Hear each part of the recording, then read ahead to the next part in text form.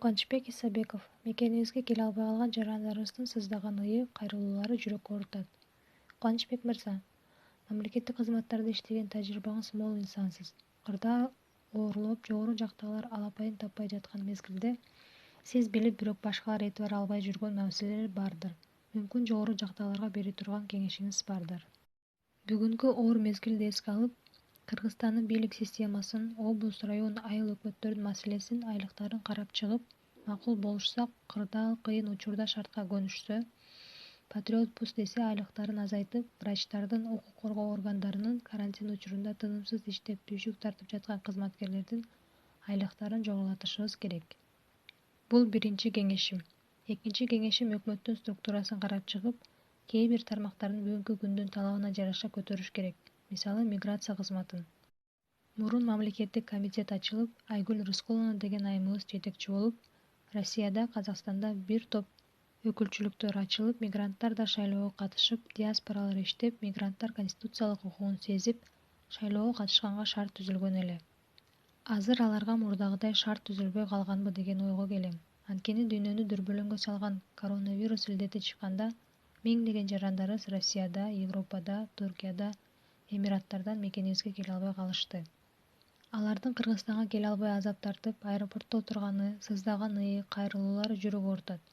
Кыргызстан эмгекти экспорттогон мамлекет болгондон кийин миграция кызматын мамлекеттик комитет кылып, жок дегенде мурдагыдай бөлүмдөрүн район, облустарга ачып, Россияда, Казакстанда ачылган өкүлчүлүктөрүн жандандырып, иш алып барсак болбойт. Анткени биздин мигранттар оор кер жумуштарда иштеп, өзүн өзү багып, ата-энесине жардам берип, мамлекетибизге салымын кошуп, улуттук валютабызды кармап турган үчүн аларга таазим этишибиз керек. Аларга жетишээрлик колдоо көрсөтүш үчүн өкүлчүлүктөрдү эле жандандырганыбыз жетиштүү болобу? Негизи өкүлчүлүктөрдү жандандырыш керек. Ошондой эле мурда эл аралык миграция эмгек уюмдары менен тыгыз иштешкен миграциялык фонду бар эле. Ошону кайра пайдаланышыбыз керек. Биз учурунда аталган фонддун жардамы менен эл аралык миграция эмгек уюмдары менен тыгыз иштеп, эл аралык парламент аралык конференцияларды өткөрүп, миграция багытында бир топ мыйзамдарды кабыл алганбыз. Аталган уюмдар иштеп жүрүп ооруп калса же майып болуп калса, дарылатканга кол кабыш кылышчу. Кокус каза болуп калса, сөөгүн Кыргызстанга алып келгенге жардам кылчу. Ошондой эле мигранттардын коопсуздук паспорту деген китепче менен брошюраны да ошолордун каражатына чыгарганбыз. Ал коопсуздук паспорту мигранттарга өз укугун жана барган мамлекеттердин эмнени билүүгө милдеттүү экенин билгенге жардам берчү. Анда Россиянын мигранттарга жазылган айрым мыйзамдары басылчу. Ошондой эле биздин мигранттар кайсыл жерде элчилигибиз, консулубуз, миграция кызматынын өкүлчүлүгү бар экенин билишчү.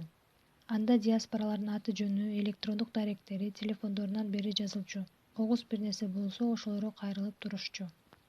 Ал коопсуздук паспорту темир жолдун автовокзалында жана авиакассаларда билет сатып алгандарга бекер берилчү. Азыр мигранттардын түйшүгүн жеңилдеткен ошол фондду иштеп аткан болсо күчтөнтүп, иши токтоп калган болсо жандандыруу керек болуп жатат. Биз деле түшүнүп жатабыз, өкмөттүн, мамлекеттин бюджети тартыш болуп турат. Ички-тышкы карыздарыбыздын эсебинен бюджети тартыштык чоң болорун билип эле турабыз. Ошондой болсо да мекенине келе албай жаткан мигранттарды Кыргызстанга алып келүү үчүн өкмөттүн алдында миграция кызматы уктабай иштеп, миграция боюнча эл аралык уюмдарга кайрылып, көчөдө калган, аэропортто жаткан жарандарыбызга жардам кылып, алардын жатаканасына, тамак-ашына дарыланып көмөк кылышса жакшы болот эле. Биз ошол кызматтарды колдоно билбей жаткандайбыз. Депутаттар да өкмөт башчы менен президент эле талап кыла бербей, аталган кызматка илим-билими төп келген адам иштеп жатыптырбы, ошону караштырса жакшы болот эле. Бирок самолеттор учпай, эл аралык аба каттамдар жабылып жатканда аларды алып келе алабызбы? Алып келсек, жолун тапсак болот. Чет жакта жүргөн мигранттарга өзгөчө оор абал түзүлүп калды.